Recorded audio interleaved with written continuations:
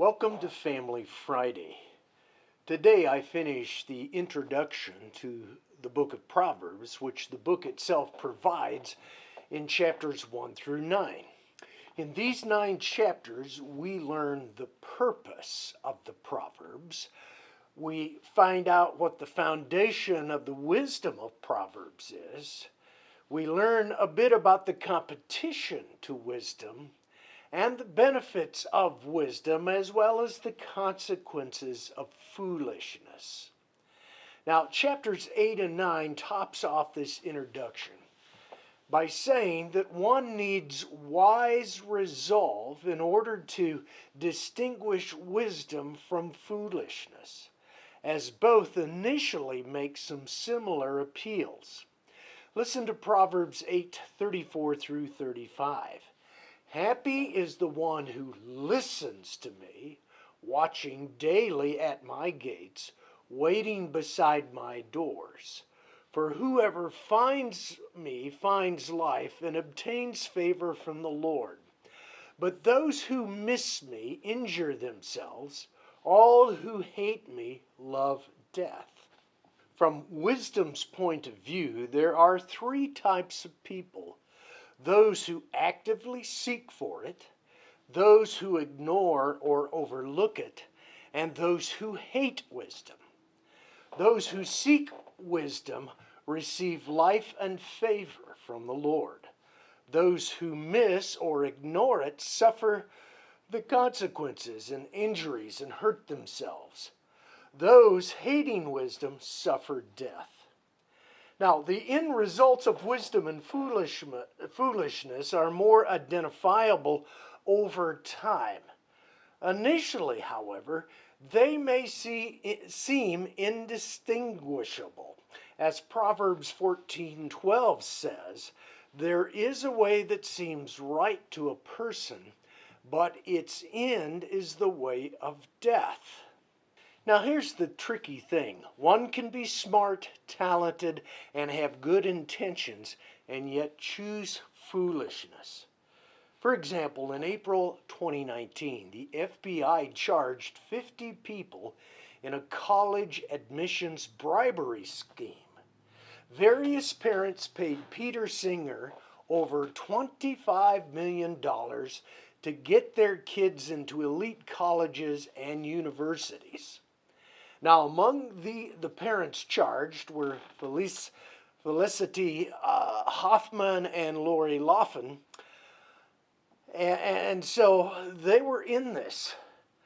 And the list of people charged, there's no doubt that upon their arrest, the parents regretted their behaviors. For instead of helping, they brought embarrassment and suspicion upon the very kids, their very children they love. So how do we distinguish between wisdom and foolishness, particularly early in the process? First, wisdom of Proverbs concerns practical application of the Lord's Torah or instructions.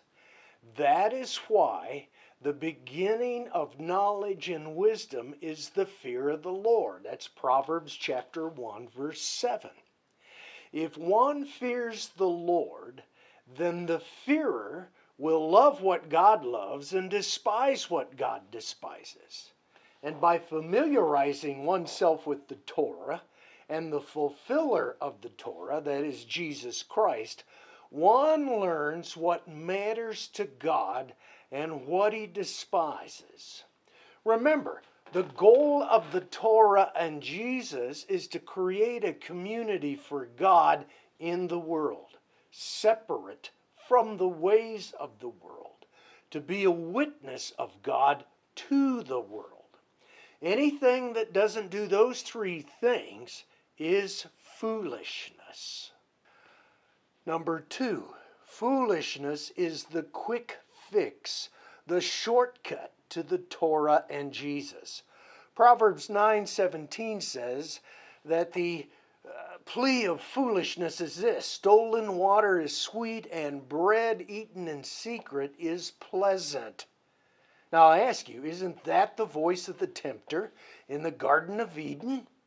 Remember that voice? You will not die, for God knows that when you eat of it, that's the forbidden fruit, your eyes will be opened and you will be like God, knowing good and evil. That's Genesis 3, verses 4 through 5. Notice it was a shortcut. Now, most people will not choose wisdom, even though it is the only way to favor with the Lord and the way to life. Wisdom will not win the popular vote. Those who choose wisdom should expect opposition. Listen again to what Proverbs 9, 7 through 9 says to us. Whoever corrects a scoffer wins abuse. Whoever rebukes the wicked gets hurt. Do not rebuke a scoffer lest he hate you. Rebuke the wise, and he will love you. Give instruction to the wise, and they will become wiser still. Teach righteousness, and they will gain in learning. So as married couples, parents, children, someone looking to marry in the future, living wisely, that is, believing, thinking, and functioning as God has revealed in the Scriptures, that is what wisdom is. It will take time to begin to become wise in God's instructions and how to apply them in various situations, but at least that's where we start. So until next time, I ask you to reflect on what influences your decisions and behaviors. Is it the Torah and Jesus, or is it the way of foolishness?